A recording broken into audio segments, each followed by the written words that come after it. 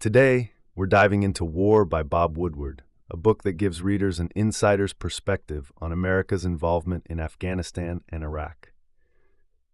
Woodward, known for his in-depth investigative journalism, takes us through critical moments in U.S. military and political strategy, showing us the real stories behind the headlines. So let's break down the key points and insights from Woodward's War.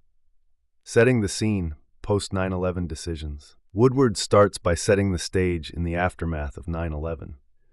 America's priority was national security, and there was widespread political and public support for rooting out terrorists in the Middle East. President George W. Bush and his advisors believed that fighting terrorism abroad would protect Americans at home, leading to initial operations in Afghanistan and later the controversial war in Iraq. Woodward uses first-hand interviews and documents to show how the administration crafted its policy, and he explores Bush's decision-making process, including his confidence and determination to stay the course, even when things began to unravel. Afghanistan: A Shifting Strategy. The book delves into the complexities of the Afghanistan war, highlighting the challenges the U.S. faced in fighting the Taliban and stabilizing the region. Initially, the U.S. saw quick success with targeted attacks, but Woodward shows how the mission shifted from eliminating terrorists to nation-building. Military leaders on the ground frequently warned about the difficulty of achieving stability, but there was a belief in Washington that the U.S. could remake Afghanistan as a democratic society. Woodward explores the constant pressure on military and political leaders to achieve results, often pushing them to make aggressive decisions. This section of the book emphasizes the disconnect between the administration's goals and the reality faced by soldiers on the ground. Iraq invasion, planning and execution. In Iraq, Woodward explores how U.S. leadership became convinced that removing Saddam Hussein would stabilize the Middle East and secure the U.S. from future threats.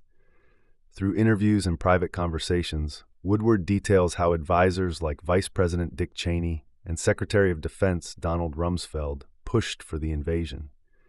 Woodward highlights how intelligence, including the now discredited claims about weapons of mass destruction, WMDs, fueled a sense of urgency. Once the invasion was underway, Woodward describes how quickly things spiraled out of control.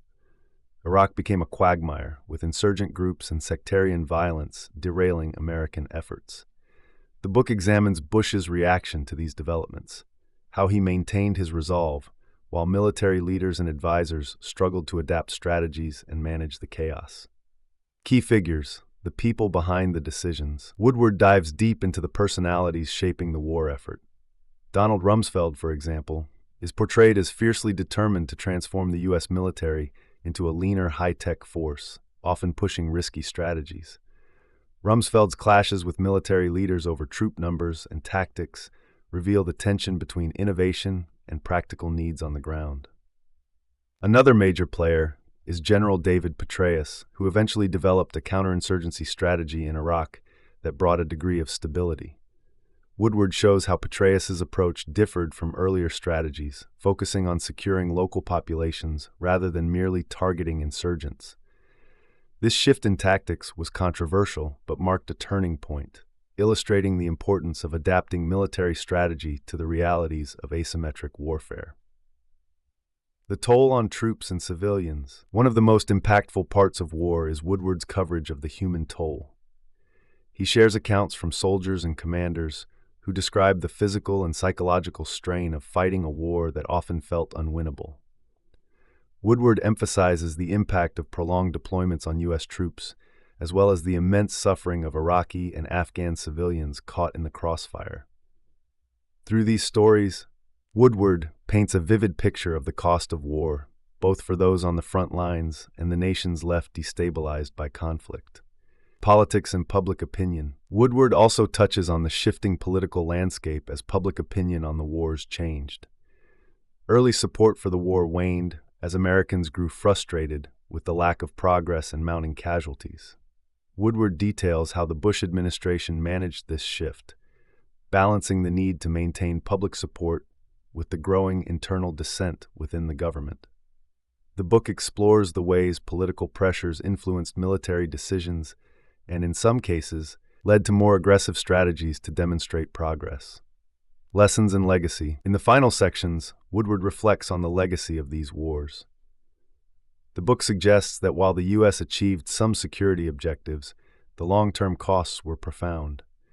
Woodward emphasizes the importance of clear objectives and honest assessments in future military interventions, as well as the danger of underestimating the challenges of reshaping foreign societies. Woodward's War leaves readers with a powerful reminder. Wars often begin with confidence and resolve, but they can quickly become complex and costly in ways that no one predicts.